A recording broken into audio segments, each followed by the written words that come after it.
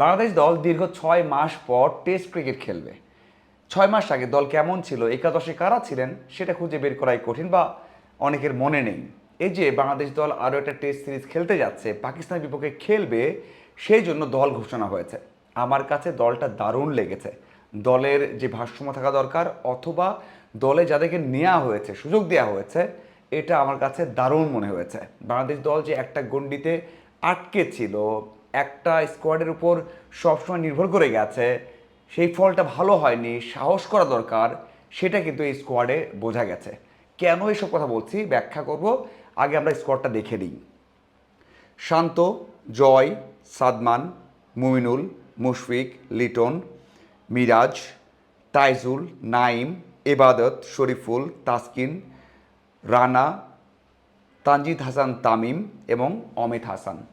শেষের দুইটা নামে আপনার একটু হলেও অবাক লাগবে, আপনি থেমে যাবেন যে সত্যিই কি তাই। টি-20 ক্রিকেট খেলেন তামিম, যিনি কিনা বাংলাদেশের এখন সেরা টি-20 বা সাদা বলের একজন ক্রিকেটার, ধারাবাহিকভাবে রান করছেন, তাকে কেন টেস্টে এবং টেস্টে চলে আসলেন?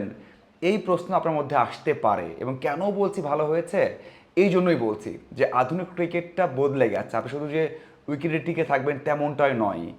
এই তানজিদ তামিম, তিনি কিন্তু ঘরোয়া ক্রিকেটে দারুণ করেছেন।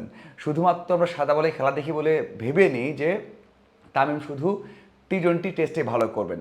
17 ম্যাচ খেলেছেন, সেখানে রান করেছেন 40 গড়ে, 6টা আছে 100, 7টা আছে 50। তার মানে যেগুলো 50 করেছেন সেগুলো কনভার্ট করেছেন। 145 তার সর্বোচ্চ। আমার মনে হয় এটাই বেস্ট টাইম যে ন্যাশনাল টিমে তিনি খেলছেন। 23 বিশ্বকাপ থেকে এশিয়া কাপ খেলেছেন, বিশ্বকাপ খেলেছেন, চ্যাম্পিয়ন্স ট্রফি খেলেছেন, সব জায়গায় ছিলেন। তো সেই জায়গাতে আমার মনে হয় যে এটা দারুণ একটা সময় যে তাকে পিক করার ধারাবাহিকতার মধ্যে রয়েছেন, এবং এমনটাই হওয়া উচিত, যেটা অন্য নির্বাচকরা, আগের নির্বাচকরা সাহসটা দেখায়নি। আমার মনে হয় এই জন্য আমার কাছে দারুণ লেগেছে। অমিত হাসান, যিনি বাংলাদেশ ক্রিকেটের ডোমেস্টিকে গেল 2 থেকে 3 বছর সেরা পারফর্মার, তার 100 আছে 11টা, 17টা আছে 50, এবং সবচেয়ে বড় বিষয় হচ্ছে 3500-এর উপর রান করেছেন, 50টার মতো ম্যাচ খেলেছেন, এবং তার গড়টা 49। মানে ঘরোয়াতে এত পারফরমেন্স করেছেন, এত ভালো করেছে, তাকে বাদ দেওয়ার প্রশ্ন আসলে অনেকবার কথা হয়েছে, লাস্ট ইয়ারও কথা হয়েছে যে তাকে কেন নেওয়া হলো না। আমার মনে হয় এই নির্বাচক প্যানেলের মানে প্রশংসা যতই করা হোক এটা কম। দারুণ একটা সিদ্ধান্ত নিয়েছেন এই দুজনকে রেখে। দেখুন, পেস ডিপার্টমেন্টে পরিবর্তন এসেছে। তাসকিন দীর্ঘদিন পর টেস্ট খেলবেন বা এসেছেন, নাহিদ রানা সেখানে নিয়মিত খেলছেন, শরীফুল আছেন, এবং এবাদত তো ছিলেন আগের টেস্ট সিরিজের দলেও, এখানেও আছেন। বাদ পড়েছেন সেখানে খালেদ, বাদ পড়েছেন হাসান মুরাদ, এবং সেখানে হাসান মাহমুদ ছিলেন, তিনিও বাদ পড়েছেন। এই তিনজন বাদ পড়েছেন, সাথে একজন ব্যাটার জাকের ছিলেন দলে, জাকের বাদ পড়েছেন, এই 4জন বাদ পড়েছেন। এখানে 4জন ইনক্লুড হয়েছেন, তামিম, অমিত, সেখানে নাইম, এবং নিঃসন্দেহে বলতে পারি তাসকিন আহমেদ। এই হচ্ছে ইনক্লুশন, 4জন বাদ, 4জন এসেছেন। আমার মনে হয় এটাই রাইট অ্যাপ্রোচ টেস্ট ক্রিকেটের জন্য।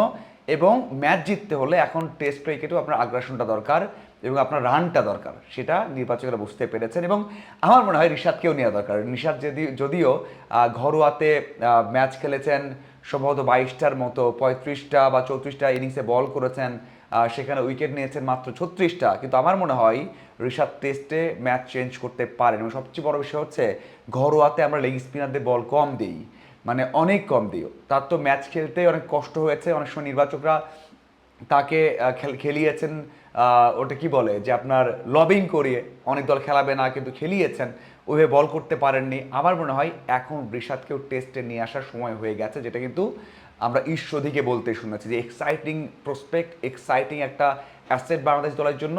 এই সময়ে ঋষাদকে টেস্টে খেলালে পুরো ওয়ার্ল্ডের জন্যই দেখতে এক্সাইটিং হবে, এবং আমার মনে হয় বাংলাদেশ দলে একটা ইম্প্যাক্ট হবে, এই কথা কিন্তু ঈশ্বরদী বলেছেন।